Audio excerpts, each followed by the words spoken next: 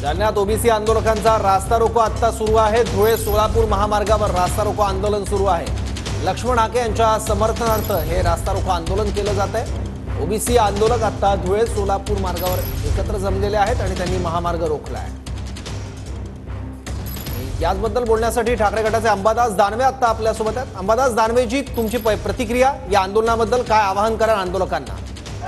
आंदोलन तर शांततेत व्हावं, आंदोलनाचा अधिकार सर्वांना आहे आणि या ज्या ओबीसी बांधव रस्त्यावर उतरलेले आहे त्यांच्या भावनांचा सरकारने आदर केला पाहिजे, त्याची दखल घेतली पाहिजे। पण लक्ष्मण हाके यांचं जे उपोषण आहे त्याची दखल सरकारकडून घेतली जात नाहीये, त्यामुळे हे आंदोलन आहे, त्यामुळे ओबीसी समाजाला, संघटनांना रस्त्यावर उतरावं लागतंय।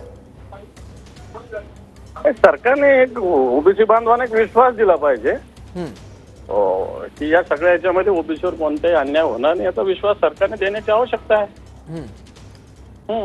आपण अंबादास दानवेजी, आपण बघितलं तर सरकारचं शिष्टमंडळ लक्ष्मण हाके यांच्या भेटीला गेलं होतं, त्यांच्याशी चर्चा देखील केली, तरी पण ओबीसी समाजाची अशी भावना का होते की सरकार या उपोषणाची दखल घेत नाहीये?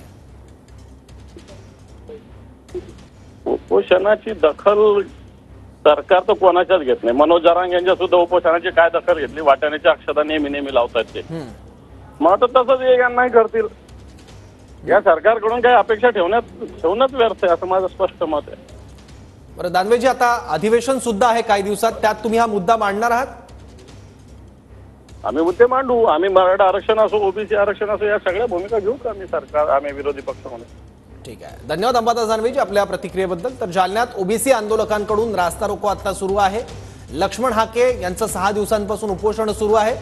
ओबीसींना जे आरक्षण आहेत त्यात नवीन कोणी वाटेकरी नको, हे आरक्षण अबाधित राहावं, त्यासाठी उपोषण सुरू आहे।